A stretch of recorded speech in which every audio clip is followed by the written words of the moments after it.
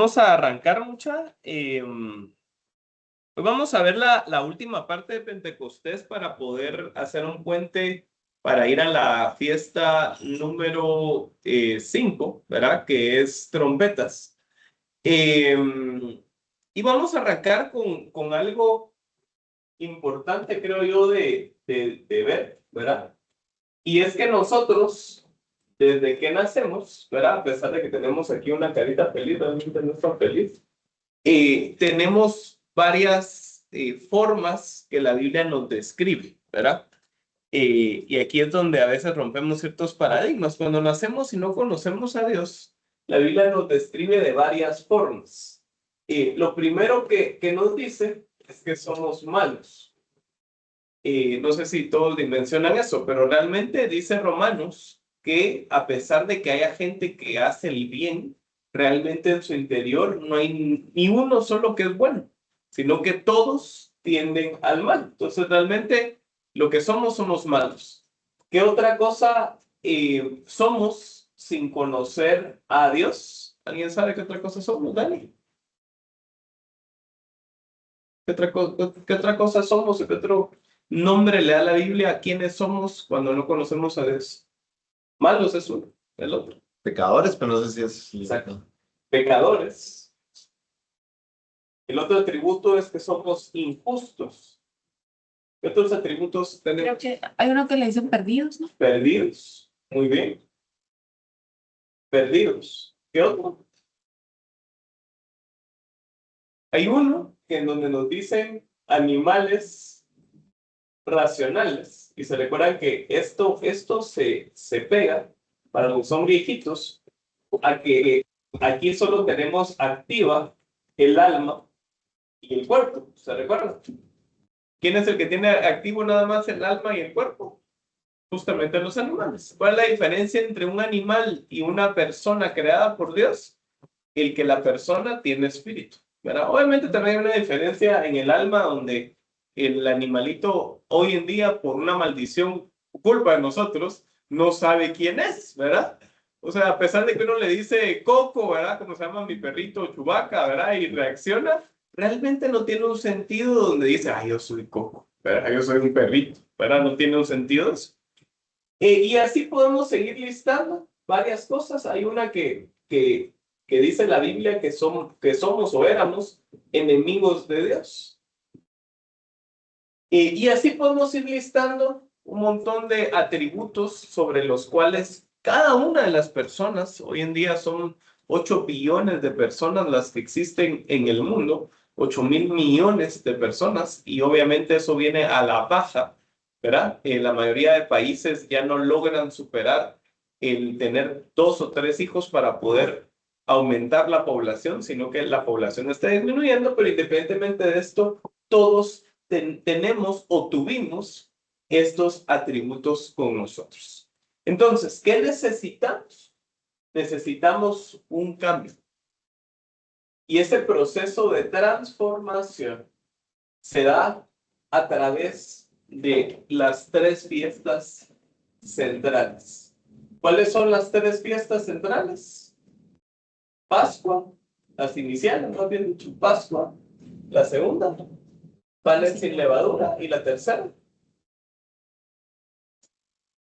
primicias. Primicias. Esto lo que enmarca es que necesitábamos a alguien que fuera un modelo, que se llama Jesús, para poder pasar de esto a algo totalmente distinto. Y este cambio, este proceso de transformación, es un proceso en sí mismo. Ahora, este cambio que está acá, de pasar de esto a esto, se le llama salvación. Y es un proceso, porque no todos creen en Jesús a la primera. Algunos están haciéndose preguntas existenciales. Yo me acuerdo que alguien del estudio me hacía preguntas y preguntas casi todas las veces que viajábamos. Y esas preguntas existenciales a él lo llevan a conocer que Jesús es realmente el único que nos podía transformar de esto a ser una nueva persona. Entonces, cuando nosotros somos salvados, nuestros atributos cambian. Y a pesar de que nosotros éramos malos, ahora podemos nosotros ser buenos en Cristo. Todo es obviamente en Cristo. A pesar de que éramos pecadores, ahora podemos ser santos. A pesar de ser injustos, nosotros ahora podemos ser justos. A pesar de ser perdidos, ahora podemos nosotros encontrar vida, porque el tema de perdido significa que va a la muerte. A pesar de que somos animales racionales, ahora podemos ser llamados hijos de Dios. Y así, ¿verdad? Y ahora somos amigos de Dios, ya no tenemos enemistad con Dios y así con todos los atributos malos. Este proceso de salvación es por gracia. ¿Y qué significa gracia? Nadie puede hacer ninguna obra material para poder alcanzar. La gente no puede empezar a ser santa, y entonces con eso va a alcanzar la salvación, sino que la gracia se activa a través de la fe. ¿Y qué es fe? Es creer. ¿Pero qué es fe también? Confesar. Entonces, ¿cómo uno pasa esta barrera de ser alguien como la Biblia lo tipifica antes y cómo uno es transformado en alguien bueno o nuevo, más bien dicho, no bueno, nuevo, con creer y con confesar? Es así de simple. Ahora, Pentecostés, que es lo que estamos viendo nosotros ahorita, es todo este proceso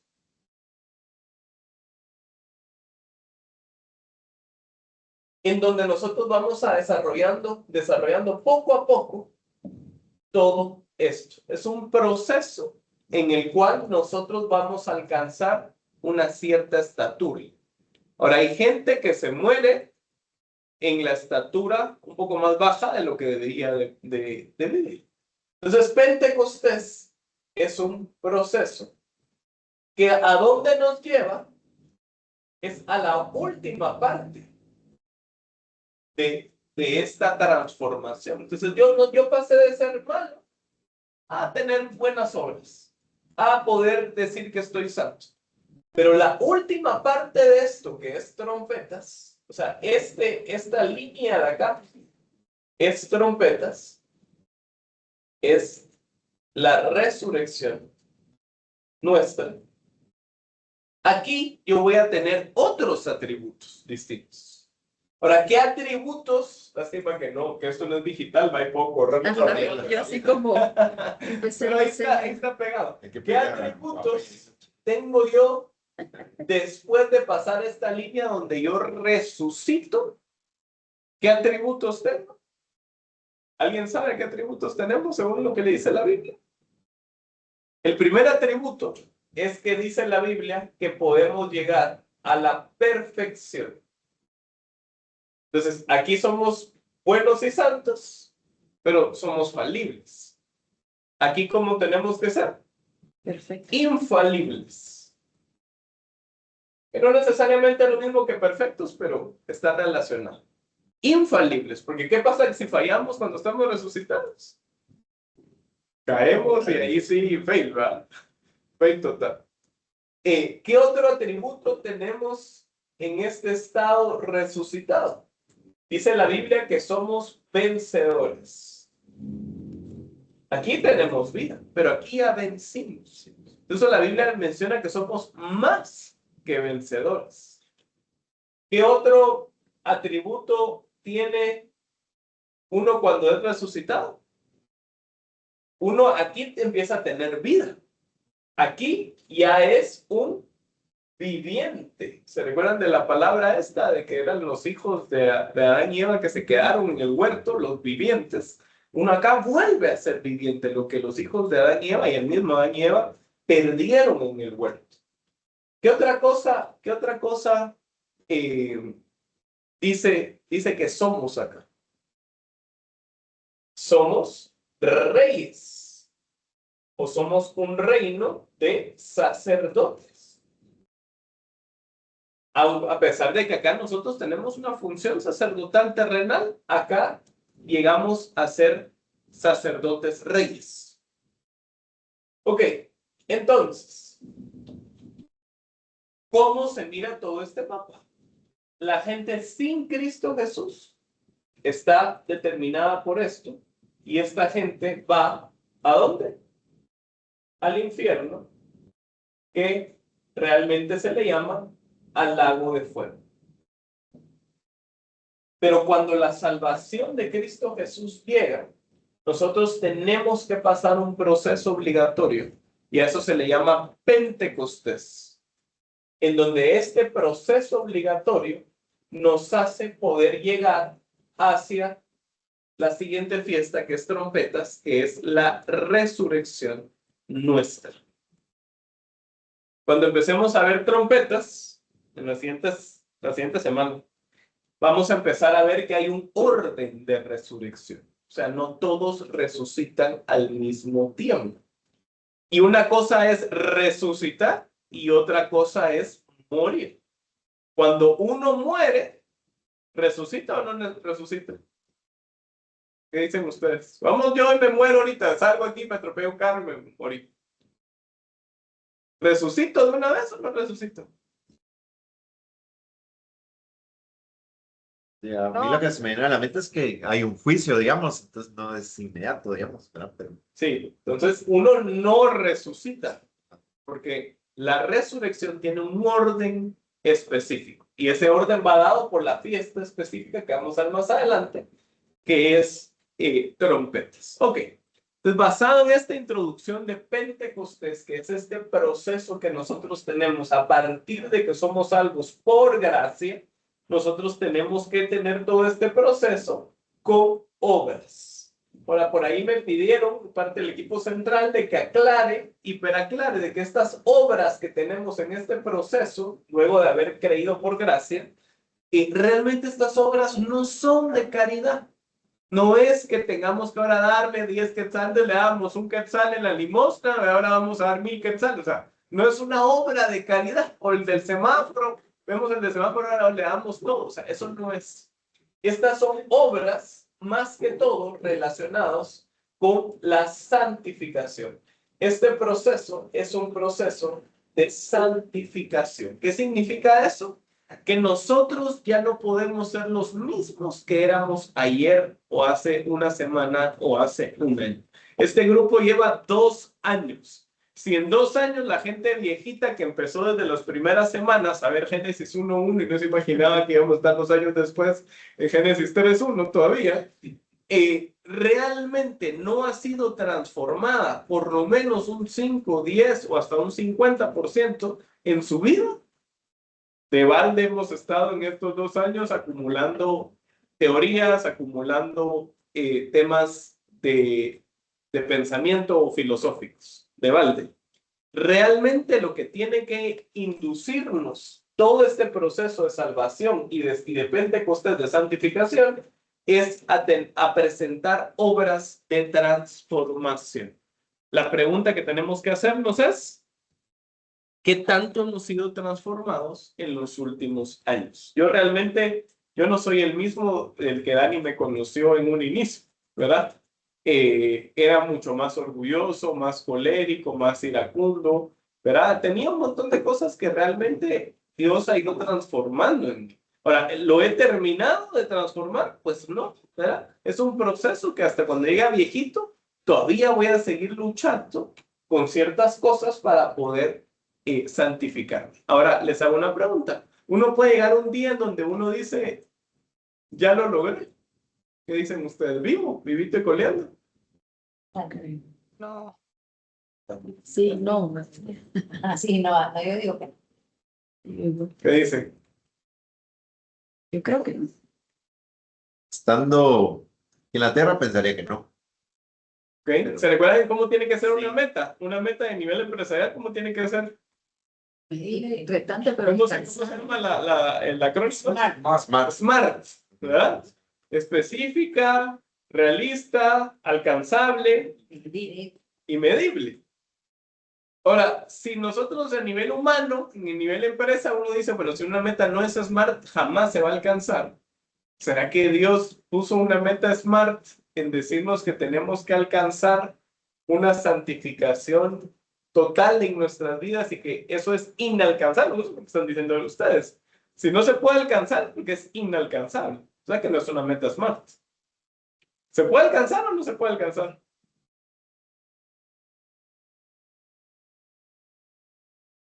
Pablo nos da el tip bíblicamente. Y en una, lástima que no hay ni un escudero, a ver si hay un escudero ahí que me busque el versículo, por favor. Ahí está Carlos. Carlos, busca el que, donde Pablo dice que ya ha terminado la carrera, por favor. Pero Pablo en ese versículo, lo que dice es que ya lo logró.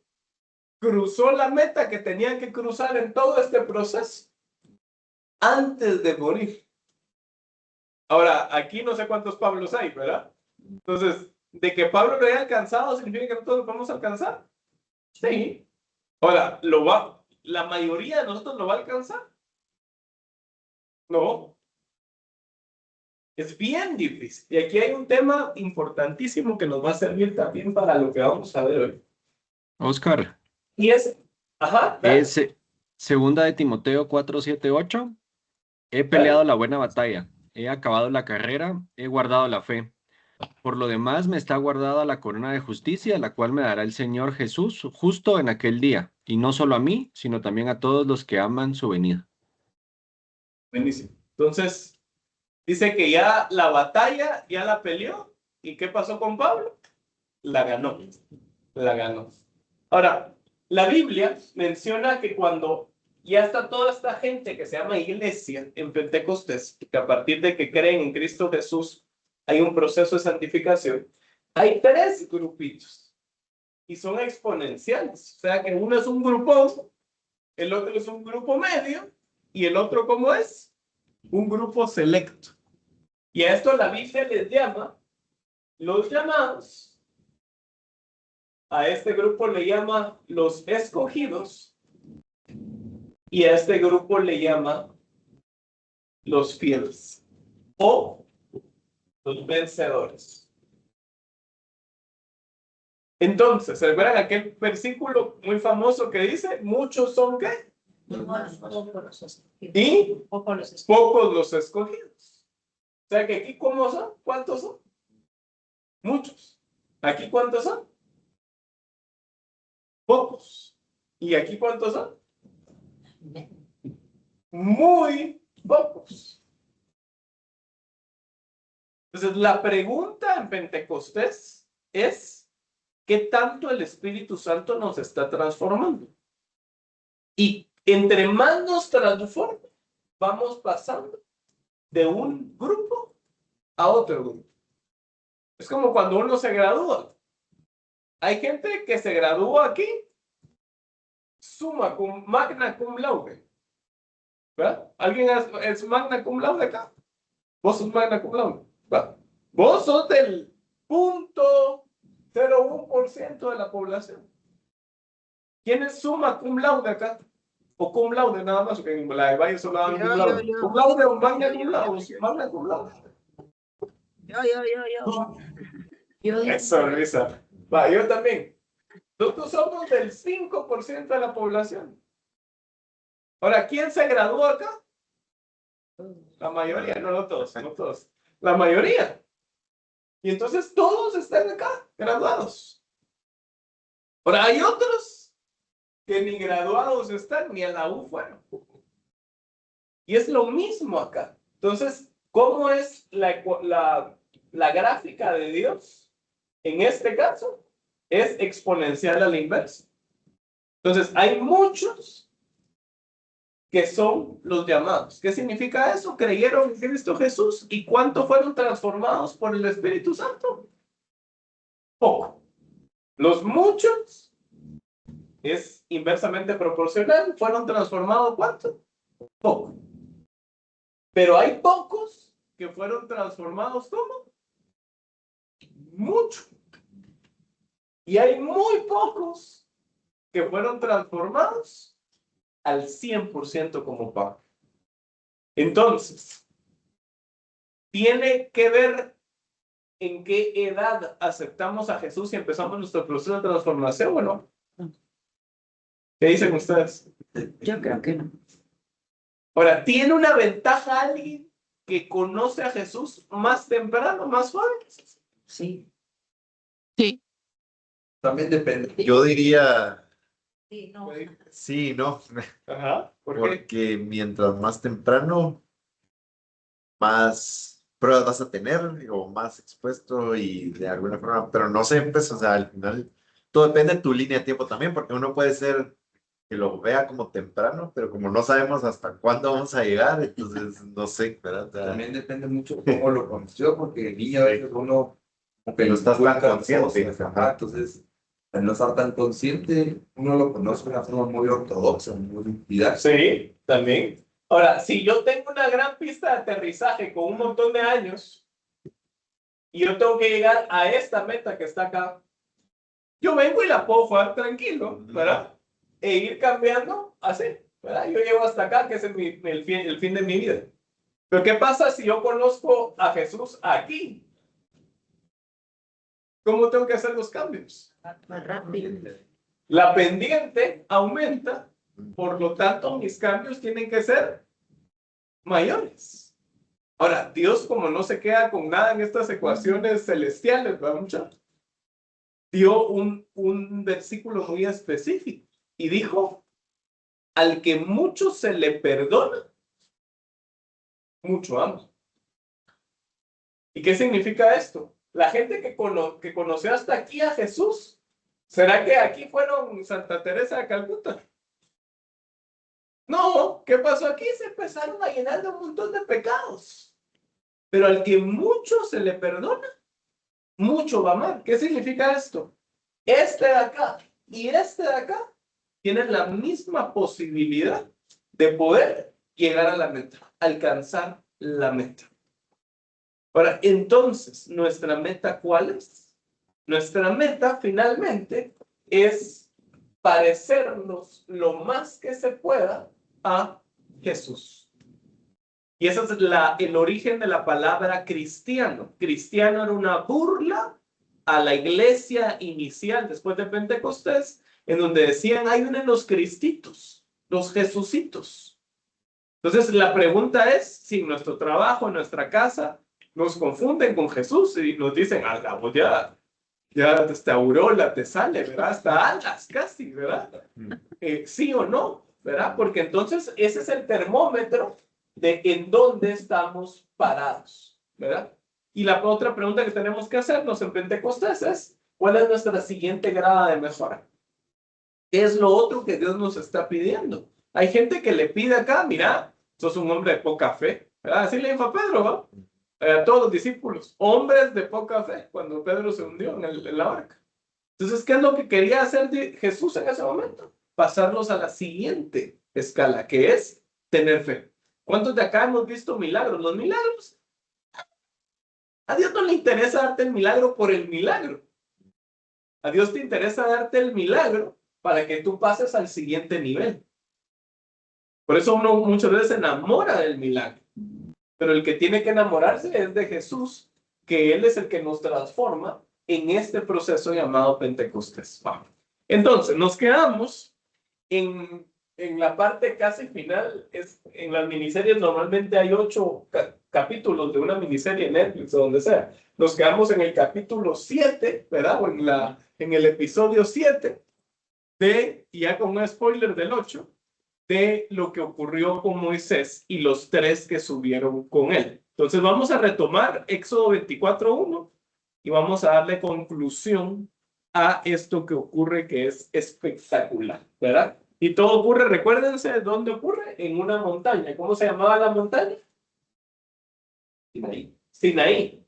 ¿Y qué significa Sinaí? ¿Se recuerdan?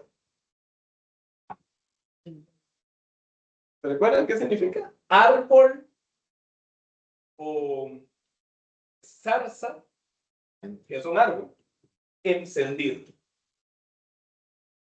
O con fuego, pues, ¿verdad? La zarza que arde o árbol encendido. Eso significa Sinaí. Y esto tiene que ver con Pentecostés, lo vamos a ver ahorita en un ratito. Entonces, Éxodo 24:1 dice, luego el Señor instruyó a Moisés y dijo, sube para encontrarte conmigo. ¿Cuántas veces subió Moisés al monte? 7 veces. ¿Cuántas veces subió Jesús a los montes? 7 montes. Ahí hay una relación espectacular. ¿Cuántas veces la iglesia tiene que subir a los montes?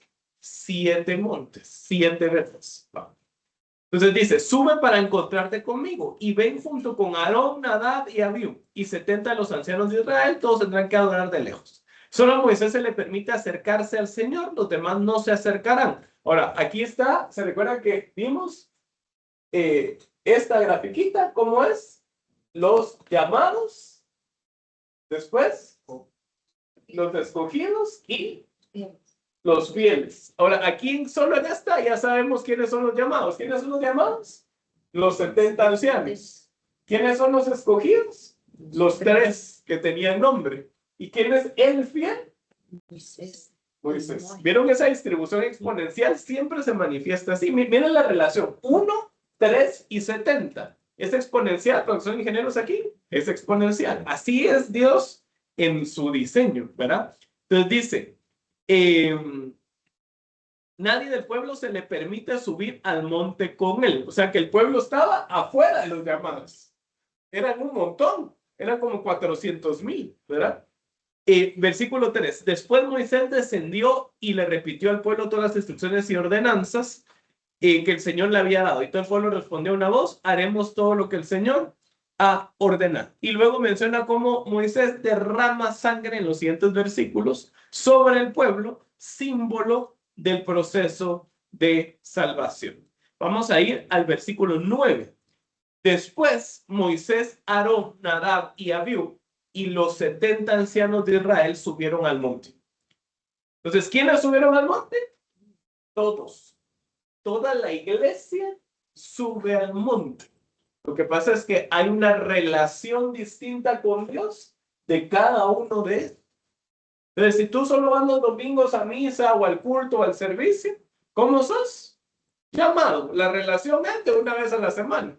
Si bien te va y si no hay partido y si no estás distraído en el WhatsApp. ¿Cómo es la relación de los escogidos? Suben al monte cada cierto tiempo. Cada 2 días, por ahí. ¿Para cómo es la relación de los fieles con Dios? Perpetua. Dios está a la par y uno lo mira, ¿verdad? Espiritualmente y dice, aquí está el conmigo. Tiene una situación, uno y le pregunta a Dios a la par y le dice, mira, ¿qué tengo que hacer vos? ¿Verdad? Hasta de vos se trata, ¿verdad? Obviamente hay que tener un cierto marco de respeto, porque el Señor es el Señor de señores, ¿verdad? Pero va. Versículo 10. Ahí vieron al Dios de Israel. O sea, que ¿qué pasó con Moisés, Aarón, Nadab y los 70 ancianos? ¿Qué pasó con ellos? Vieron al Dios de Israel. Ahora, ustedes saben que no se puede ver a Dios, porque si alguien mira con pecado a Dios, ¿qué es lo que pasaba? Moría. ¿Y será que estos 3 tenían pecado? Sí. ¿Será que Moisés tenía pecado? No sabemos. Puede ser que sí, puede ser que no. Porque él sí fue llamado a quitarse la sandalia de los pies meses antes. Ahora, los 70 ancianos tenían pecado, esos sí eran pecadorazos, ¿verdad? Esto lo vamos a ver más adelante. Aún así vieron a Dios. Entonces Dios tuvo que personificarse a través de la Trinidad, donde son 3 personas en un mismo Dios, en donde una persona sí podía tener contacto con lo que no es santo. Y esa es la forma en la cual Dios podía operar esto. Entonces, ¿a quién no se podía ver? Y si no, uno caía muerto. A Dios. Al Padre. Entonces, ¿a quién no se puede ver? Al Padre. ¿A quién sí se puede ver? Al Hijo. ¿Y con quién uno sí puede morar? Aún estando en pecado. Con el Espíritu Santo. Entonces, si ellos no vieron al Padre, ¿a quiénes vieron entonces? al Hijo, a Jesús, a Jesús. Entonces dice que vieron a Dios, versículo 10. Debajo de sus pies parecía haber una superficie de lápiz. ¿Se recuerdan de esa palabra? Lapislázuli, de color azul brillante, tan clara como el mismo cielo. O sea que ellos, ¿en dónde estaban? En un punto de la eternidad que salía de el tiempo, espacio y materia. ¿Se recuerdan del Triángulo de las Bermudas? ¿Qué se decía que era el Triángulo de las Bermudas? El primer impacto y todo eso sabía, porque son viejitos que reconocen el primer impacto. Un lugar donde desaparecía cualquier cosa que... ¿Ok? Y desaparecía porque si, supuestamente había un hoyo en donde ahí ya no había tiempo, espacio ni materia. Entonces, el universo que está hecho con una forma de huevo, ¿verdad? Un ovoide, como una pelota de fútbol americano. Si uno le abre un agujero al universo, que para Dios el tamaño del universo es el tamaño de una hormiga, pues, ¿verdad? Nosotros somos los microbios de la hormiga, ¿verdad? Entonces, si se le abre un hoyo al universo, ¿qué es lo que se mira detrás? ¿O qué es lo que se mira aquí adentro del hoyo? Es una pregunta un poco compleja. Si yo tengo una pelota y le abro un agujero, yo cuando miro así a través del agujero, ¿qué es lo que miro? Pues puro. El otro lado de la Pared. El otro lado del lugar en donde está la pelota.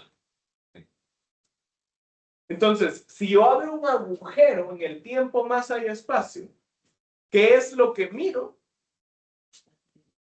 El canvas en donde está hecho el universo.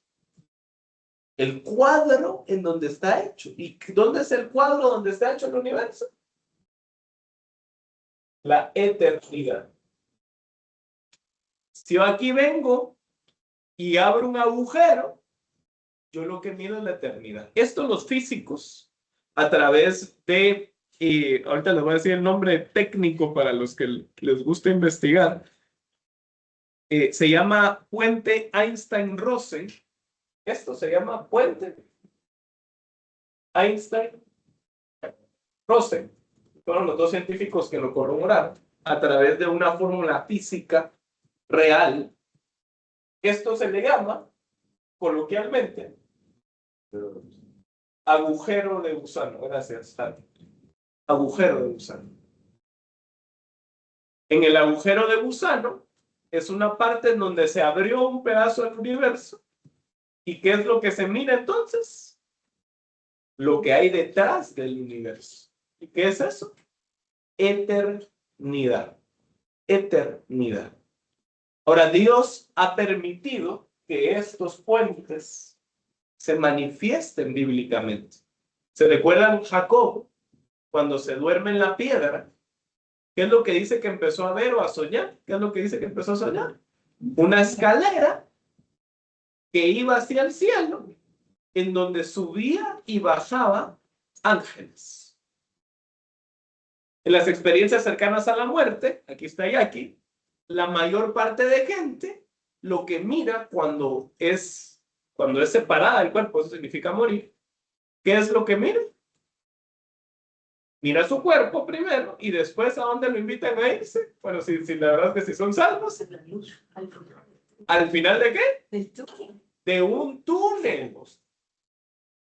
¿Cómo es estos agujeros de gusano muchas veces? Como un túnel. Incluso hay una ecuación donde los como representan, verán 3D.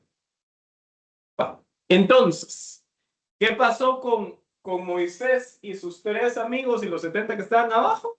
Entraron en un ambiente que no era el plano R3 en donde estamos nosotros, de tercera dimensión. Entraron en otro ambiente. Ahora, aquí hay un tema, muchachos. Uno dice, pero es que Dios, ¿por qué dejó así a la tierra? ¿Por qué Él no se le aparece a todos y dice, yo soy Dios? Entonces todos van a creer en Él. ¿Ustedes creen que habrá, por lo menos Aarón, por lo menos Aarón, que era el hermano de Moisés, Él estuvo ahí viendo lo que era casi el cielo. ¿Y ustedes no creen que cuando uno tiene una experiencia de esas, uno dice, voy a cambiar mi vida y voy a ser transformado? ¿Qué creen ustedes? ¿Debería o no debería? Temporalmente pasa. Debería. Pero los seres humanos somos tan necios muchas veces, que ni viendo el mejor de los milagros, uno lo hace. Por eso Dios manda a apuntar y al releer todo lo que Dios ha hecho en nuestros días. Eso fue lo que hizo con Israel. La Biblia se desarrolló por eso. Apunta toda tu historia y léela y reléela y reléela. ¿Por qué? Para que uno se acuerde de lo que Dios ha hecho. Si nosotros estamos pasando un tiempo de milagros, ¿qué es lo que tiene que hacer uno? Apuntar todo. ¿Y qué tiene que hacer uno después cuando ya pase el tiempo y uno ya se acostumbra al milagro? Releer todo lo que pasó, para que uno no se olvide de dónde Dios lo sacó. Versículo 11. Aunque estos nobles de Israel pudieron contemplar a Dios, Él no los destruyó. ¿Por qué no los destruyó? Porque al que vieron fue al Hijo. De hecho, compartieron una comida para celebrar el pacto, en la cual comieron y bebieron, ¿en qué? En su presencia. El Hijo, incluso cuando resucita, se le aparece a más de 500 personas. En la Biblia se mencionan más de 5 historias, 6, 7, 8 historias, en donde Jesús se acerca a un grupo y la característica central de todas esas apariciones es que él, ¿qué hace con las personas que se le aparecían? Comían. Con unos comía pescado, con otros partía el pan, pero compartían una cena. ¿Por qué? Porque Jesús lo que nos está diciendo acá, cuando Él se aparece en esa manifestación, a pesar de que nosotros somos seres humanos falibles, es que nosotros tenemos que estar viendo a la siguiente fiesta, que es trompetas. Y la fiesta de las trompetas comienza con una cena. ¿Qué es lo primero que vamos a hacer cuando resucitamos entonces? Comer. Para los que son gorditos, ¿verdad? Y les gusta comer mucho, pues ahí van a poder dárselas en grande, ¿verdad? Que sí recomiendo cuidar el templo, hacer ejercicio, no comer tanto azúcar, no hay aquí. Si no, en el check-up le sale a uno pues mal, ¿verdad? Ok, entonces, ¿a quién vieron? Al Hijo. ¿El Hijo qué característica tenía? Era de que era Dios, obviamente, y de que comía con ellos. Por eso la importancia de la Santa Cena y de la Eucaristía, lo vimos la vez pasada. Vamos a ir a Mateo 17, 1, 8. Y aquí fue donde nos quedamos la vez pasada. Y entonces, 3,000 años, 2,000 años después, ocurre la siguiente historia. El Hijo mismo desciende a la tierra en forma de hombre. Y en uno de los episodios dice, 6 días después Jesús tomó a Pedro, Jacobo y Juan y los llevó aparte a un monte alto. Ahora, vuelvo a hacer la pregunta. ¿En la otra se llevó a Aarón y a los otros dos? Sí. ¿Será que después de esa experiencia uno dice, ala, estos sí tienen que estar siendo transformados totalmente?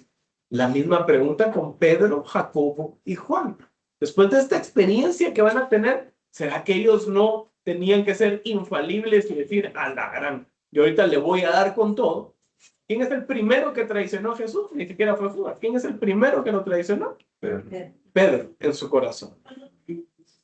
Va. Versículo 2. Y dice, ahí, en ese monte alto, se transfiguró delante de ellos y resplandeció su rostro como el sol y sus vestidos se hicieron blancos como la luz. Aquí hay un hilo rojo perfecto hacia Apocalipsis, donde dice que Jesús, cuando venga montado en ese caballo blanco, dice que su rostro es como el sol y sus vestidos son blancos como la nieve, como la luz.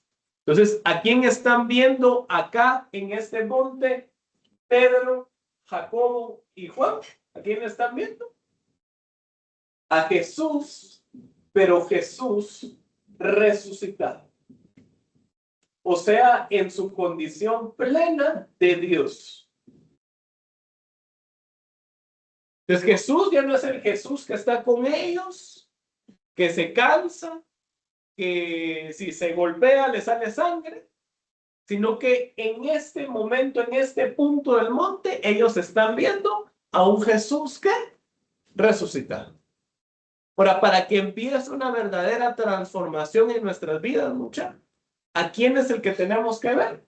No al Jesús histórico, sino que al Jesús que resucitó y que es Dios. Esa es la diferencia, como por ejemplo con sectas como los mormones, en donde ellos no creen que Jesús es Dios, sino que creen que Jesús es un profeta mayor, ¿verdad? Que estuvo con sus apóstoles y todo lo demás. Lo mismo que el Islam.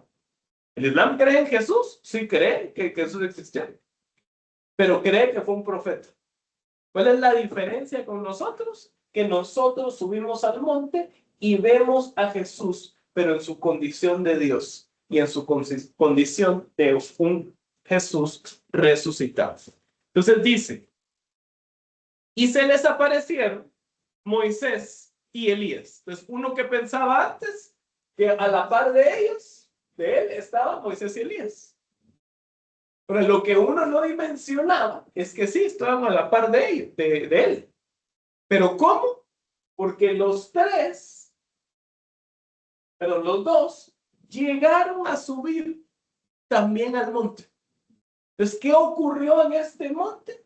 Este monte se abrió un portal dimensional en donde estaba Moisés en el año 2000 antes de Cristo, estaba Elías en el año 500 antes de Cristo, y estaban tanto los discípulos como los otros viendo que los tres estaban ahí. Dale, Walter. Tenemos que me da duda de Moisés, de Elías no, porque el carro de fuego se lo llevó, pero de Moisés como técnicamente murió, Ajá. digamos, dije yo, pues ¿por qué no estuvo ahí Enoc? Que Enoc sí, digamos, creemos que se lo llevó en ese portal. Entonces me da esa duda de por qué uno no está y el otro sí está.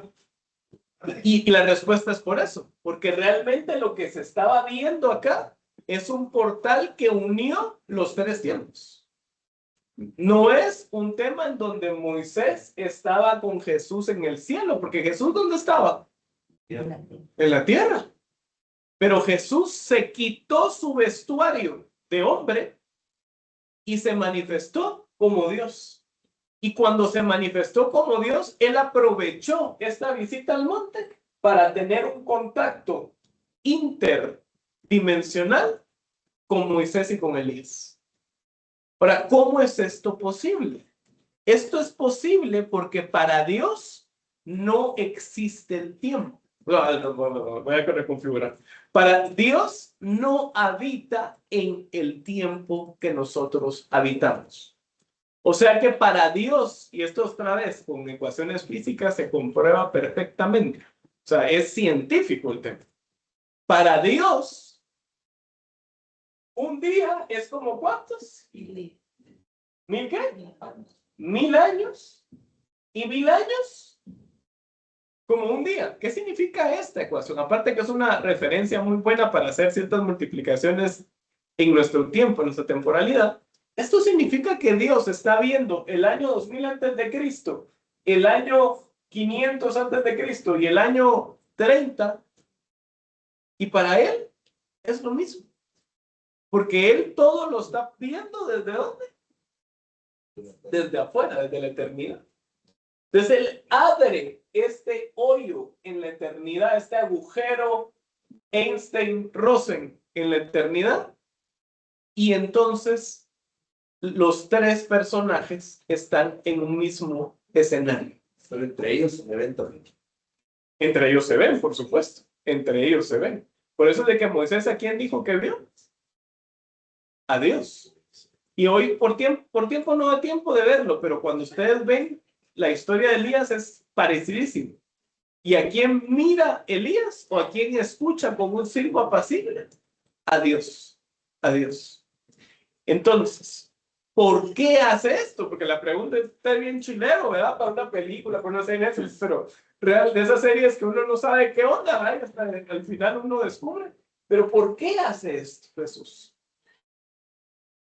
Porque aquí está juntando dos cosas. Está juntando a la ley con Moisés y está juntando a los profetas con Elías. Está juntando a la gracia y está juntando a las obras. Y se recuerdan que eso es Pentecostés. Es la reunión de la gracia y las obras. Entonces, esto quedó pendiente la vez pasada. Ahorita lo estamos terminando y vamos a seguir leyendo el versículo 12 de Éxodo 24. Porque quiero llegar hasta el final y tenemos solo 40 minutos. Éxodo 12, versículo 12, capítulo 24, o al revés, capítulo 24, versículo 12. Luego el Señor le dijo a Moisés: sube al monte a encontrarte conmigo y te daré las tablas de piedra en las que he escrito las instrucciones y los mandatos para que puedas enseñar al pueblo. O sea, que ¿quién escribió las instrucciones? Dios mismo. Uno piensa que fue Moisés haciendo así con el cincel arriba con la piedra. ¿Quién fue el que escribió? Dios. Entonces Moisés, pues aquí ya dejó abajo de la montaña a Aarón y a todos los demás. ¿Y con quién subió ahora? Voy a dejar el mismo monte acá. ¿Con quién subió ahora? Ahora ya no subió con Aarón y ellos. ¿Con quién sube a recibir la ley? ¿Está Moisés acá? ¿Y cómo se llama con el que sube, según lo que dice ahí? Josué. ¿Y a qué iban a subir? A recibir ¿qué? La ley en unas tablas. Ese era su objetivo. Porque arriba, Oscar, ¿Ah? digamos, hay un patrón de las alturas para lograr encontrar a Dios. Porque Dios, y eso pasa también con los ángeles caídos. Y no sé si ustedes, alguien aquí ha estado en ocultismo, en hechicería, brujería, ha visitado algún brujo. Pero los brujos también a uno le manda a hacer los amarres, cualquier trabajo de brujería en los montes, en las montañas. Por eso es de que los que han ido al Cerro Alush, por ejemplo, ahí está lleno de trabajos. Ustedes medio escarban un poquito y van a encontrar algunas cajitas o algunas cosas, porque es un cerro, es un monte, ¿verdad? ¿Por qué? Igual cuando ustedes ven los ovnis que empezaron desde Roswell, ¿verdad? En 1950 más o menos, ¿en dónde es donde más se manifiesta? En las ciudades altas como Ciudad de México. Ciudad de México es una ciudad que está bastante alta. O se vislumbra arriba de las montañas o de los volcanes incluso. ¿Por qué? Porque hay una tipificación en la cual las montañas, como tienen altura, están supuestamente, ¿verdad? Como tipo, como símbolo, más cerca de Dios. Ahora, más cerca de Dios es relativo, porque lo que en verdad lo que quiere alcanzar la humanidad es la eternidad. Entonces, lo que quieren hacer es estar más cerca de la eternidad. Por eso es de que Babel, ¿qué era Babel? ¿Se recuerdan? Babel era una ciudad. Y en la ciudad dice que los ciudadanos querían ser como Dios y alcanzar esa eternidad, y para eso hicieron ¿qué? Una torre. Ahora, ¿ustedes creen que de esos ciudadanos de Babel, que en realidad significa Babilonia, son tontos? ¿Eran tontos? Eran repilas. Yo vi el tamaño que se cree que tenía el Zigurat o esta torre, y creo que le sacaba 10 veces, 20 veces el tamaño a la Danta, que es la pirámide más grande del mundo, que es la que está aquí en Guatemala. 20 veces más grande. Ahora, si ellos en verdad fueran inteligentes, sabrían de que aunque lo más larga que le hicieran para arriba, nunca iban a alcanzar la eternidad, porque la eternidad está por afuera del universo, del huevo este que Dios creó, está fuera del cascarón. No lo iban a alcanzar. Entonces, ¿para qué servía esa torre? Esa torre, lo que ocurría es que en la cima de esa torre hecha por el hombre, ellos lo que querían es abrir un portal demoníaco en donde ahí podían tener contacto con la eternidad, pero para fines satánicos, no para fines de bendición. Eso lo vamos a leer, creo que vamos a llegar en algún punto a ver ese tema, así muy a grandes rasgos. Pero realmente no es que ellos querían hacer una gran torre y que la torre llegara afuera del universo. Eso no querían hacer ellos. Ellos lo que querían hacer es lo mismo que ocurrió en Sinaí. Abrir un portal en donde ellos pudieran tener contacto a la eternidad sin Dios. Hitler, ¿qué es lo que quería hacer? ¿Se recuerda? ¿Qué es lo que quería encontrar Hitler? Mandó a una 10ª parte de sus soldados a explorar el Arca del Pacto. Porque sabían que el Arca del Pacto abría un portal, es lo mismo. El Arca del Pacto abría un portal, ¿sí o no? Sí. Cuando estaba en el lugar santísimo, el Shekinah de Dios descendía sobre esa arca. Sí, tienes razón, porque si no, ahorita diríamos que esta es la Torre de Babel o las que hay aquí en tamaño, digámoslo así. Sí, sí. Pero no, ese no era el fin, ¿verdad? Ese no era el fin. Y por eso los ángeles caídos, que son los gobernadores, les enseñaban a todas las civilizaciones que tenían que construir. Por eso es de que porque bien una civilización pudo haber hecho pirámides inversas para abajo, ¿verdad? O sea, sótanos, ¿verdad? En cambio, todas las civilizaciones antiguas, ¿qué construían? Pirámides. Y en la pirámide había una cúpula. ¿Y en la cúpula qué ocurría? Pues que han sido tours ahí en Tikal y todo, en Machu Picchu. ¿Qué ocurría en las cúpulas? Sacrificios. Porque la forma de abrir estos portales era ¿cómo? Mediante la sangre, el sacrificio de la sangre. La sangre es tan poderosa que puede abrir portales. Por eso la gente que es satánica, que quiere abrir el portal totalmente hacia el contacto con estos seres que sí existen, ¿qué es lo que hacen? ¿Ofrecen qué? ¿Sacrificios, pero de qué? De bebés. De bebés, muchas veces, de niños, de personas desaparecidas.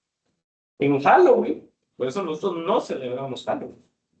Porque Halloween es el día oficial en donde los brujos abren portales para poder tener contacto con el mundo de las tinieblas. Y las historias que les contaban sus abuelitos y abuelitas son ciertas. Estas son expuestas por satánicos, pueden verlo en YouTube, satánicos ya convertidos al Evangelio, a Cristo Jesús, donde ellos decían de que ese día secuestraban gente, secuestraban niños de la calle o lo que sea, y los sacrifican. ¿Para qué? Para abrir esos portales. La Ouija, ¿quiénes aquí han jugado Ouija alguna vez?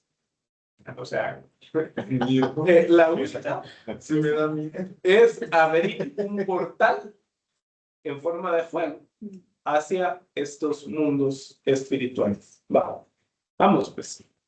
Entonces, ¿con quién subió Moisés para recibir la ley? Con Josué. Ahora, miren cómo es de paradójico esto. Moisés y Josué fueron los dos líderes que llevaron a Israel al desierto. Los dos recibieron la ley de parte de Dios en vivo y en directo de todo color. Sí, no solo fue Moisés, ojo, fue Josué también. Ahora, miren cómo es los llamados escogidos y fieles. ¿Será que Moisés al inicio era el fiel? Y después, ¿cómo se convirtió décadas después? En un llamado. Porque ¿quién entró a la tierra prometida de ellos dos? Solo Josué. ¿Quiénes recibieron la ley? Los dos. ¿Quién sí obedeció la ley? Josué. ¿Quién no obedeció parte de la ley? Moisés. O sea que en aquella gráfica que hicimos, entre más antes conozcamos a Jesús, más ventaja tenemos porque podemos darle sereno moreno para el proceso de santificación. Pero por otro lado, tenemos más riesgo de que en algún punto retrocedamos. Y eso es peligrosísimo. Por eso los jóvenes de hoy, muchos jóvenes que ustedes ven que se dan un retiro y después a los a los 3 doritos después, ¿verdad? A los 2 meses, en su Instagram, ¿cómo aparece? Una gran parranda. Porque le pasó el efecto Moisés, en donde a pesar de haber recibido la ley en su corazón, retrocedió. Por eso, mucha, para atrás, ni para agarrar aviada, no volteemos atrás. Aunque sea que demos un pasito para adelante, pero para atrás, nunca. Va. Ahora, aquí viene un tema importantísimo. ¿Alguien sabe? Entonces, Moisés, para ir a recibir la ley, se llevó a Josué. Espectacular esto. Josué, el nombre en hebreo, ¿cuál es? Gracias, Walter. Yehoshua. Yehoshua. Yehoshua. Ahora, en algunos escritos le quitan el jo y le dejan entonces solo el nombre que es igual. Yeshua. Yeshua. ¿A quién le puso el nombre a Josué que se llama Yeshua? ¿Quién le puso el nombre? ¿Alguien sabe? Números 13:16. Miren, esto es El nombre de aquí. a Josué. Porque Josué originalmente no se llamaba Josué. Números que dije, perdón. Números 13:16. Miren esto, es que eso sí. Números 13:16. Estos son los nombres de los hombres que Moisés envió a explorar la tierra. A Oseas, hijo de Nun, Moisés le puso por nombre. O sea, que ¿quién le puso el nombre de Yeshua a Josué? Moisés. Moisés. El mismo Moisés. Obviamente por revelación de Dios. Voy a detenerme aquí unos minutos. Aquí tenemos a Moy, ¿va? Moisés. Aquí tenemos a Moisés. Lástima que no tenemos un Josué. Bueno, no sé quién se llama Josué acá, pero no voy a usar el nombre de Moy porque puede ser que el de Moisés sea su nombre. Pero voy a usar el nombre de Walter, porque Walter sí no es su nombre. ¿Verdad? Walter, ¿cómo le llamamos todos? Walter, ¿cómo le decimos? Wally, ¿cómo más le decimos? Rottweiler, ¿verdad? ¿Qué más? Gamaliel, ¿verdad? Pero Walter, Dios en algún momento cuando lo creó, no se llama Walter. ¿Quién le puso el nombre a Walter? Sus papás. Y a menos que sus papás hayan orado y le hayan preguntado a Dios, Dios, ¿cómo quieres que este niño tan bello, tan guapo, ¿verdad? Se llame? Si no hicieron eso, entonces le pusieron ¿cómo? Walter. Walter. Ahora, Walter lo que tiene que hacer en su proceso de transformación, que es Pentecostés, es descubrir cuál es su propósito en esta tierra, sus propósitos. Y su propósito está ligado con el nombre. O sea que el nombre es casi lo mismo que decir el propósito. Entonces, él tiene que descubrir cuáles son los nombres que Dios le puso a Walter desde que fue creado. Porque para Dios, el llamar algo, lo que denota es su propósito. Por eso cuando en la creación, a los que son viejitos, que vieron la recreación de los 7 días, Dios le dijo, sea la luz. ¿Cómo le llamaba? Luz. Y la luz, el nombre en sí mismo, tenía el propósito por la cual fue contenido. Entonces, cuando llama y crea a Walter y lo llama y le dice, tú eres X, que no es Walter, denota su propósito. Entonces, el nombre de este personaje, ¿cuál era realmente? Oseas puesto por sus papás, pero realmente su nombre era Yehoshua o Yeshua, o sea, Josué. Ahora vamos a Mateo 1:21. Y miren esto. ¿Listos? No. Desde el 20, léame a alguien. Yo no tengo aquí el 20, pero si alguien me Ya lee. había pensado hacerlo así, cuando un ángel del Señor se le apareció en sueños y le dijo, Ajá. José, descendiente de David, no tengas miedo de tomar a María por esposa, porque su hijo lo ha concebido por el poder del Espíritu Santo. María tendrá un hijo y le pondrás por nombre Jesús. Se llamará así porque salvará a su pueblo de sus pecados. Ok, gracias. Bueno, ¿están listos? ¿Cómo le iba a poner de nombre María al niño? Que en realidad era Dios. Jesús. Ese nombre es un nombre latín griego. El nombre deriva al español en Jesús. Ahora, este nombre de Jesús viene de Jesús, con la I, que era el nombre que se le daba griego. Ahora, y aquí llevo una vez, Jesús. Ahí. Ahora, lo interesante es que este nombre se le da hasta en el año 200 después de Cristo. ¿Cómo se le llamaba ese nombre cuando hablaban en hebreo? ¿Cómo se llamaba? El nombre es Yeshua. Amén. ¿Recuerdan de una canción para los que son cristianos más evangélicos? Que dice Yeshua. Aquí no es que están diciendo algo de Josué, sino que de quién están hablando el nombre en hebreo. ¿De quién están hablando? El nombre de Jesús. Ahora, aquí no nos vamos a poner legalistas ni religiositos y ahora todos le vamos a llamar Yeshua, a Jesús, ¿verdad? Entonces va a decir, todos busquen a Yeshua y acepten a Yeshua, ¿verdad? Porque al final Dios entiende todos los idiomas. Y si uno le dice Jesús, él va a entender a quién nos referimos.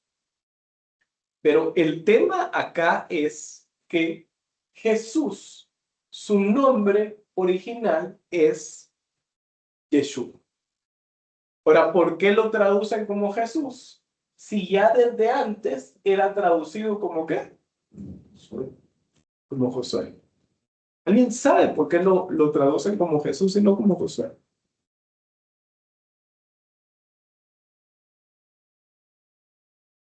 La finalidad que pues igual va a estar para que no se confundan. Exactamente, exactamente. Es una decisión en la Septuaginta, en donde para no confundir cuando tradujeron el Nuevo Testamento, al Josué del Antiguo Testamento y quitarle relevancia a Jesús, entonces dijeron, este Yeshua, que es el Salvador, es Dios, le vamos a poner Jesús, que es Jesús después, y al otro lo vamos a dejar como Josué. Ahora, lo interesantísimo es que el nombre es el mismo.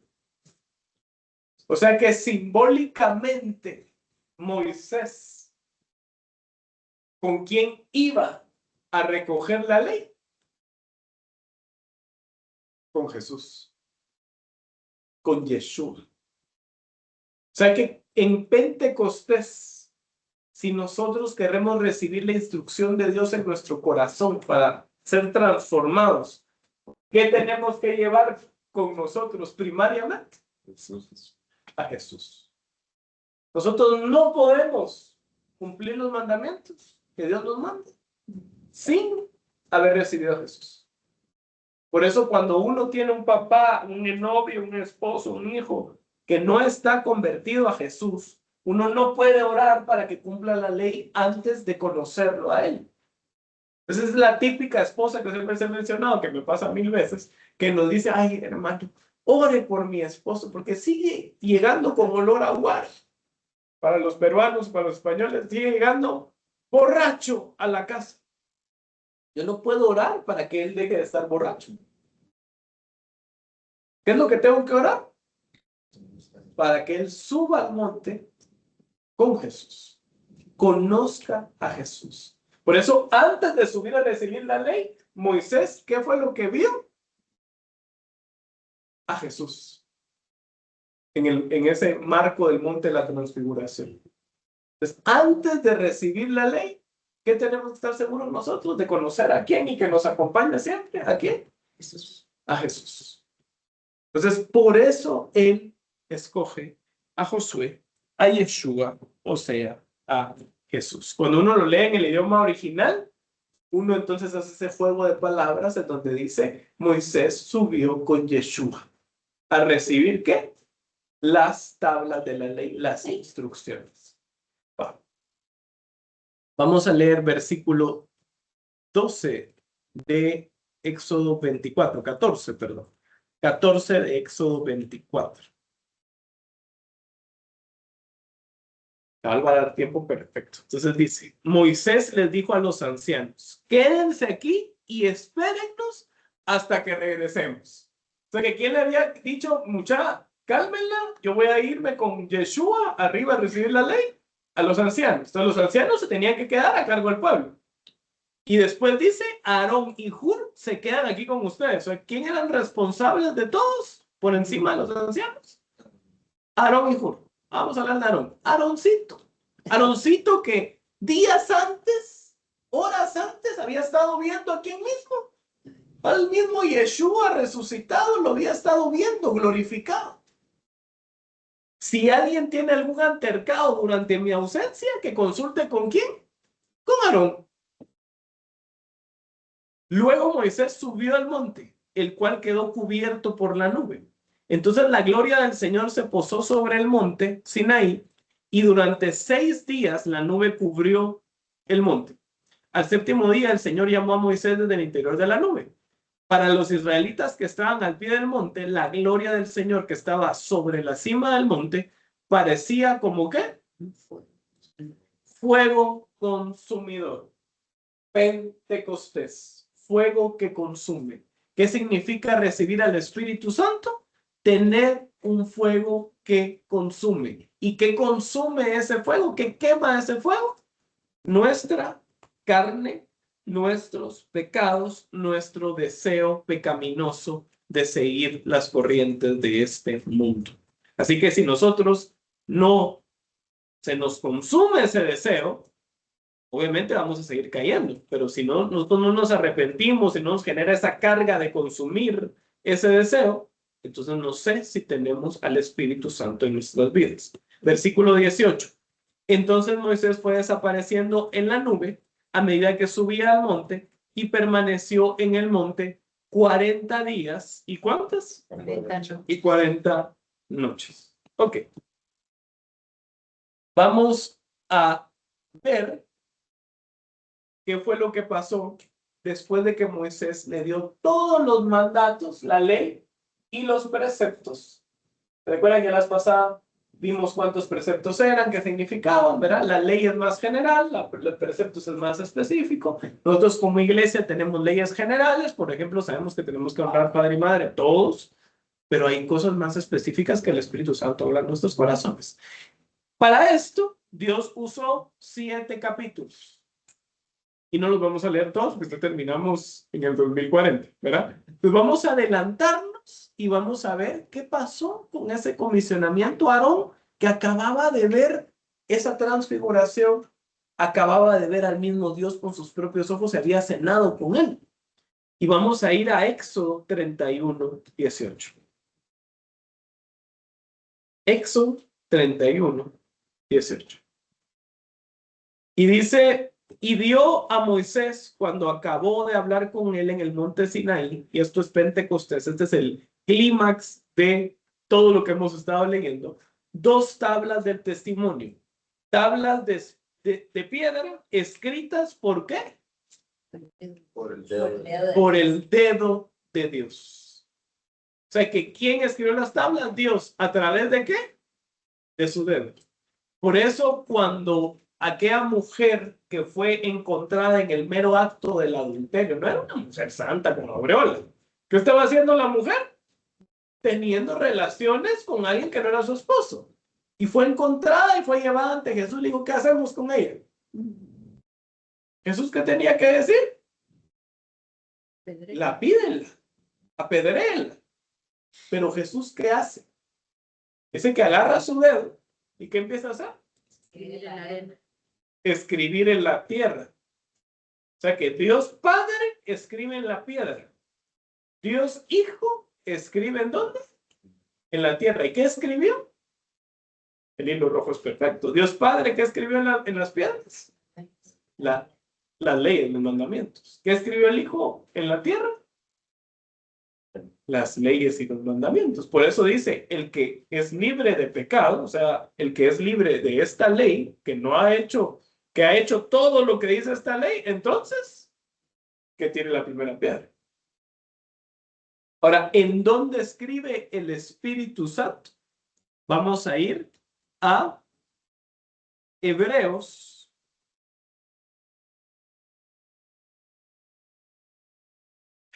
Hebreos 8:5.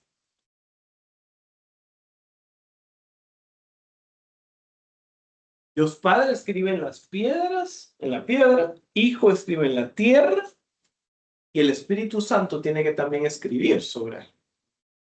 Entonces dice Hebreos 8:5, los cuales sirven a lo que es figura y sombra de las cosas celestiales, como le advirtió a Moisés cuando iba a hacer el tabernáculo, diciéndolo, mira, haz todas las cosas conforme al modelo que se te ha mostrado en el monte. O sea que en el monte, ¿qué es lo que Dios le mostraba a Moisés? Un modelo celestial. ¿Y qué modelo fue? El modelo de cómo construir el tabernáculo. O sea que el tabernáculo, ¿en dónde estaba originalmente? En el cielo, en la eternidad. O sea que hay un tabernáculo en la eternidad, sí. ¿Qué fue lo que hizo Moisés? Copy, paste, ¿verdad? En la tierra. Entonces dice, pero ahora tanto mejor ministerio es el suyo, cuanto es mediador de un mejor pacto, establecido sobre mejores promesas. Porque si aquel primero hubiera sido sin defecto, ciertamente no se hubiera procurado lugar para el segundo. Porque reprendiéndolos dice, he aquí viene días, dice el Señor, en que estableceré con la casa de Israel y la casa de Judá un nuevo pacto, Pentecostés. No como el pacto que hice con sus padres, que es el pacto de Moisés, el día que los tomé de la mano para sacarlos de la tierra de Egipto, porque ellos no permanecieron en mi pacto y yo me desentendí de ellos, dice el Señor. Versículo 10. Por lo tanto, este es el nuevo pacto que haré en la casa de Israel después de aquellos días. Y aquí está el pacto. Dios firmó el pacto con su dedo en las tablas de la ley. Jesús vino a firmar su pacto como hijo en las tablas de la ley. El Espíritu Santo hace este pacto con nosotros. Dice, pondré mis leyes en la mente de ellos y sobre su corazón, ¿qué dice?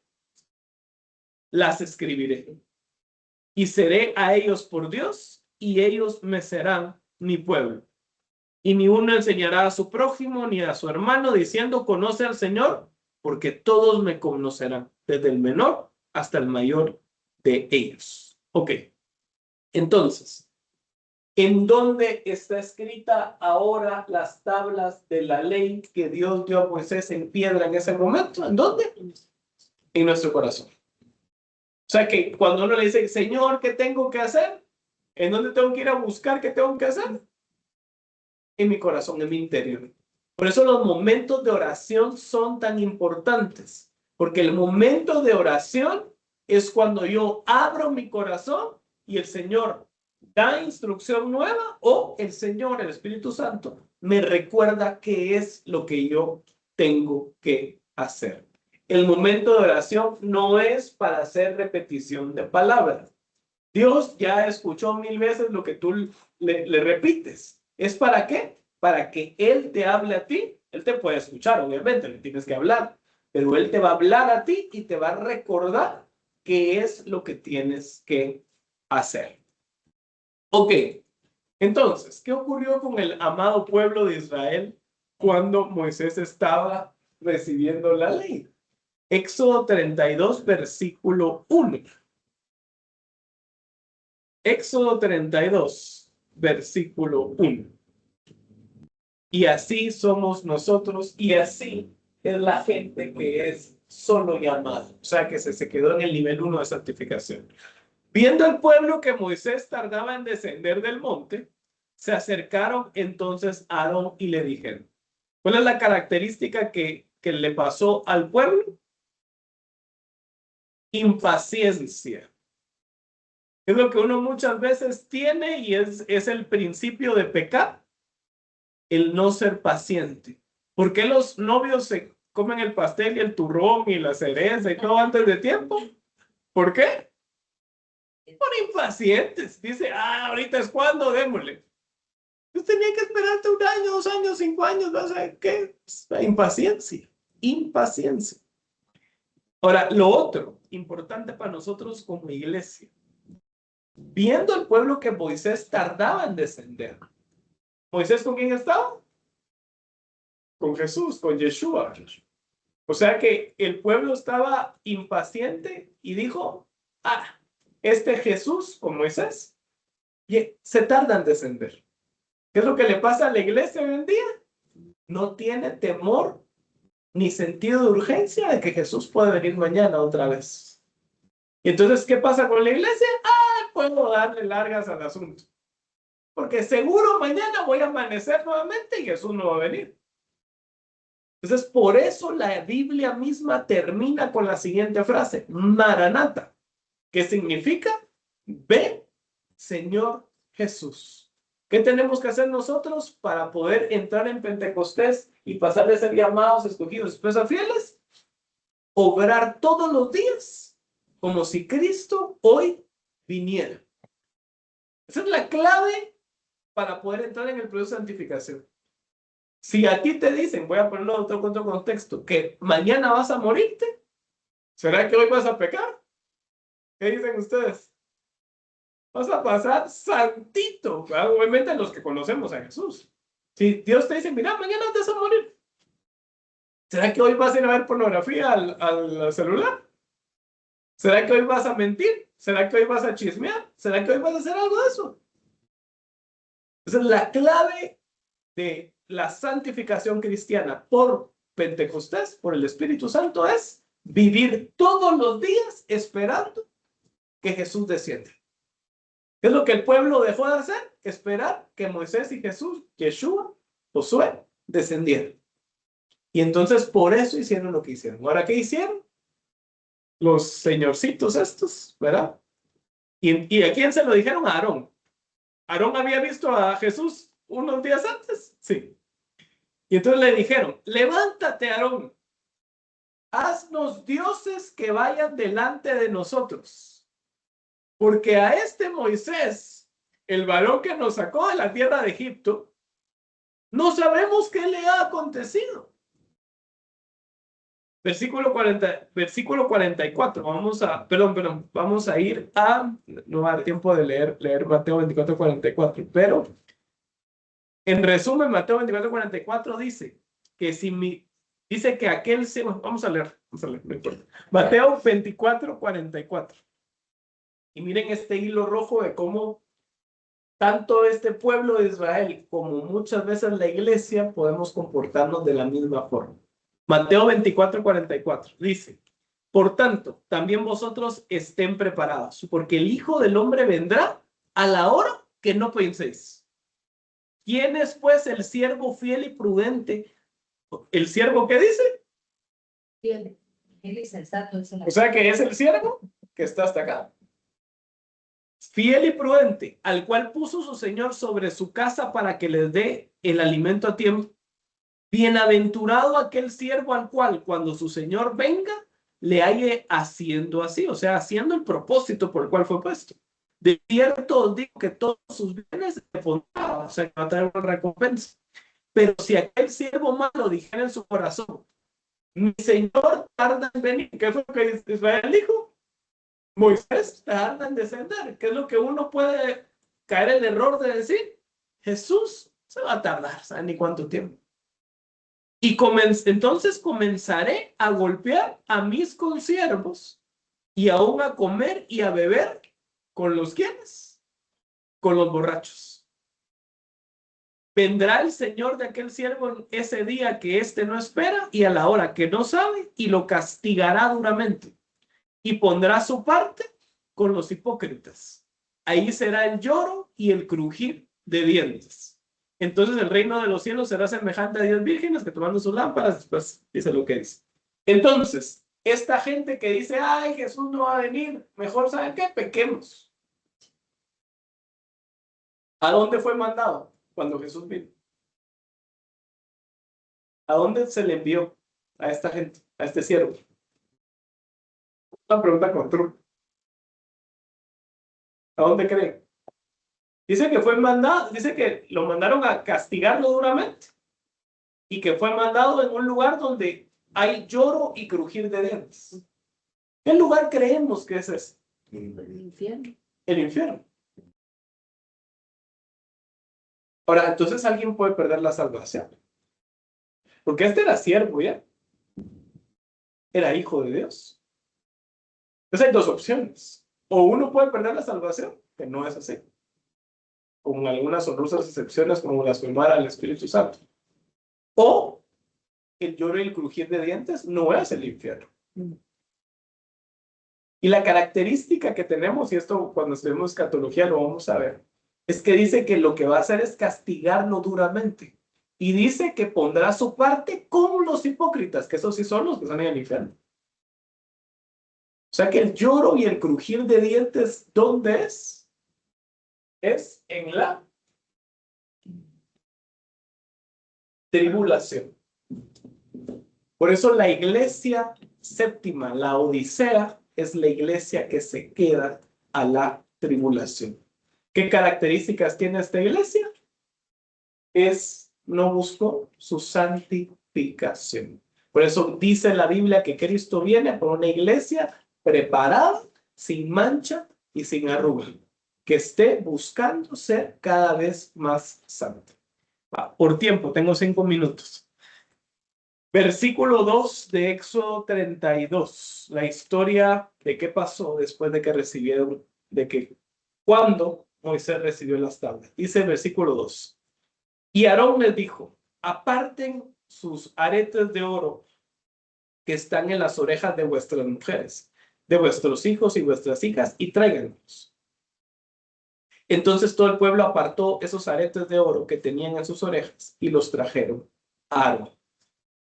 Y él los tomó de la mano de ellos y le dio forma como de ternero o un becerro pasado en una fundición.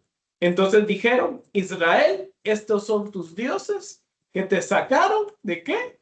¿De la tierra de dónde? De Egipto. Miren cómo es el hombre, cómo somos nosotros. Ese oro, ¿qué era? ¿Quién se lo había dado el oro a Israel? Los egipcios. ¿Pero de parte de quién? Del mismo Dios. Había una profecía incluso donde decía que Israel iba a ser liberado siendo rico. O sea que ese oro que tenía Israel ahí, ¿para qué servía? Como recordatorio de que Dios siempre cumplía sus promesas. Y ese mismo oro, o sea, esas bendiciones fueron usadas por Israel para adorarlo. ¿Qué significa eso para nuestras vidas? Muchas veces nosotros pedimos un montón de bendiciones a Dios. Que me promuevan, que me den trabajo, que me den un hijo, que me den una esposa, qué sé yo. Y cuando llega la bendición, si uno no tiene la ley en su corazón y el Espíritu Santo que le hable día a día, ¿qué es lo que uno tiende a hacer con esas bendiciones? Ponerlas como Dios. Fundirlas, hacer un becerro de oro y poner ese becerro como Dios. Imagínense a Aarón, habiendo estado en el cielo, habiendo visto a Jesús. Y él era el primero que estaba, ¿qué? Fundiendo y haciendo su becerro de oro. Oscar, hay una parte donde dice que Aarón, al ver el entusiasmo del pueblo, dijo, de aquí soy, ¿verdad? Vamos a hacerle sacrificios, pero es algo así como lo de Adán y Eva, pues, o sea, él pudo haber dicho, ¿saben qué, muchacha? No, todos se me aquietan y esperemos a Moisés, pero él como que ese deseo de su gloria, decir, yo lo logré y están como rindiendo. Este es un tipo de lo que ocurrió en el huerto. Aarón tenía que parar al pueblo. Adán tenía que parar a quién? A Eva. ¿Y quién fue el que fundió el mismo ídolo? Aarón. ¿Quién es el que hizo caer a toda la creación? Adán. Versículo 5. Oscar, un paréntesis ahí Sí. con eso, porque suena, a nosotros que ya sabemos la historia, nos suena una aberración. Una verdad, está loco, ¿va? Lo que vos acabas de decir, caer a Dios y todo eso.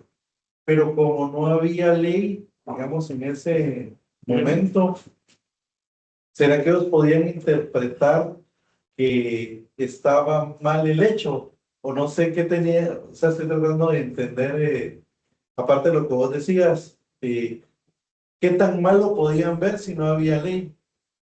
Lo que pasa es que la ley no necesita estar explícita para poder saber, la misma Biblia lo dice, saber que existe una ley. La mayoría de civilizaciones han tipificado el asesinato como algo que no es permitido. Y eso no necesariamente tienen que conocer a Dios para saber de que eso está mal. Entonces, realmente hay una ley intrínseca en el corazón que la gente sabe que no está bien. Y ahorita vas a ver por qué Aarón sabía que no estaba bien. Y con eso terminamos. Y viendo esto, Aarón edificó un altar delante del becerro. O sea, que no solo hizo el becerro, sino que quien hizo el altar no fue el pueblo. ¿Quién fue el que hizo el altar? Aarón. Y pregonó a Aarón y dijo, mañana, entonces miren esta confusión. Y esto se llama religiosidad. Y miren lo que dijo Aarón, es algo ilógico. Dijo, mañana será la fiesta, ¿para quién? Para Jehová, dice la mía, para el Señor. O sea, ¿qué había acá? ¿Qué estaba haciendo Aarón? Que es parte de la pregunta de Walter. Una mezcla entre algo que no le agradaba a Dios y algo que sí le agradaba a Dios. Hemos estado viendo todas las fiestas. O sea que para Aarón, esto de fundir el becerro y presentar el becerro en un altar, ¿qué era? Era parte de una fiesta. O sea que el Espíritu Santo, ¿qué es lo que quiere hacer en Pentecostés con nosotros y con todos estos estudios y demás? Separarnos lo que no viene de Dios de lo que sí viene de Dios. Es como el oro, cuando es fundido, dice que sube la escoria. Y entonces el orfebre separa la escoria y deja el oro puro. Entonces muchos de nosotros, incluyéndome a mí, soy el primero en la lista, tenemos un montón de paradigmas de cosas que mi abuelita me enseñó, que mi mamá me enseñó, y que nosotros decimos, esto es para Diosito, hasta decimos Diosito. O sea, cuando alguien dice Diosito, yo digo, Señor Jesús, es para Diosito. ¿Y Diosito será que se agrada con eso? No. Entonces, ¿qué hace el Espíritu Santo en nuestros corazones? Nos redarguye, nos dice, nos cuestiona, ¿por qué estás haciendo eso? Oscar, si hubieran sido becerros de verdad y los hubieran quemado con incienso, la historia hubiera sido diferente. Lo que pasa es que el hecho no es si es un becerro normal o no, porque el becerro lo hubieran podido fundir en frente del Señor. No es eso, es que ellos adoraron y se postraron delante del becerro. O sea, que ¿quién consideraban que los había sacado de Egipto? A esos dioses, dice arriba. Va, pero solo voy a llegar al punto, que ya me pasé un minuto, pero voy a llegar al punto. Dice, versículo 6, y el siguiente día madrugaron y ofrecieron holocaustos y presentaron ofrendas de paz, y se sentó el pueblo. Y miren, Aarón, ¿qué es lo que había hecho con Jesús en el monte? Comer y beber. ¿Y qué es lo que Aarón le enseña al pueblo entonces? Miren, muchachos, yo aprendí allá que hay que comer y beber con los dioses. Entonces, ¿qué está haciendo el pueblo dirigido por Aarón? Comer y beber. Y se levantó a regocijarse. Entonces Jehová dijo a Moisés, anda, desciende, porque tu pueblo que sacaste de la tierra de Egipto se ha corrompido. Pronto se han apartado del camino que yo les mandé. Se han hecho un becerro de fundición y aquí está el pecado, lo han adorado. Y le han ofrecido sacrificios y han dicho, Israel, estos son tus dioses que te sacaron de la tierra de Egipto. Dijo más Jehová a Moisés y le dijo, yo he visto este pueblo, que por cierto es pueblo de dura cerviz. Ahora pues, déjame que se encienda mi ira en ellos y los consuma. Y yo de a ti haré una nación grande. O sea, ¿qué le está diciendo Moisés? Los voy a destruir, los voy a quemar, y yo contigo voy a cumplir el pacto. Pero Moisés oró en presencia de Jehová Dios y dijo, oh Jehová, ¿por qué se encenderá tu furor contra tu pueblo, que tú sacaste de la tierra de Egipto con gran poder y con mano fuerte? ¿Por qué han de hablar los egipcios diciendo, para mal los sacó, para matarlos en los montes, para raerlos sobre la faz de la tierra? Vuélvete del ardor de tu ira y arrepiéntete de este mal contra tu pueblo. Acuérdate de Abraham, Isaac y de Israel tus siervos, a los cuales has jurado por ti mismo y les has dicho, yo multiplicaré vuestra descendencia. Entonces Jehová, versículo 14, se arrepintió del mal que dijo que había que hacer a su pueblo. Entonces, muchachos, ¿qué es lo que vamos a hacer nosotros después de haber recibido el Espíritu Santo? Normalmente, ¿qué es lo que vamos a hacer? Pecado. Pero hay un intercesor. En este caso es Cristo Jesús, que le dice al Padre todos los días, no los consumes. Porque si no, tu obra, que es perfecta, no va a llegar a buen término. Entonces, a pesar de que estemos, aún como cristianos, en el lodo más, en el lodo más fangoso, en el lodo más perdido, Dios va a cumplir la promesa en nuestras vidas y nos va a levantar. Y eso es lo que tenemos que estar hablando. A pesar de que tenemos pecados ocultos, pecados recurrentes, el Señor nos va a ayudar para poder tener esa victoria en Él. Y termino, ya no vamos a dar tiempo de leer, pero prácticamente Aarón lo que hace después es lo mismo que hizo Adán. ¿Qué fue lo que hizo Adán? Le echó la culpa ¿a qué? A Eva. ¿Y Aarón a quién le echa la culpa más adelante? Al pueblo. ¿Qué es lo que no tenemos que hacer? Echarle la culpa de nuestros pecados a alguien más. Por mi papá, por mi abuelo, yo soy así, por mi esposo, por mi hijo. No. ¿Cómo tenemos que presentarnos al Señor? Transparentes para que Él nos cambie con ese fuego consumidor que es Pentecostés.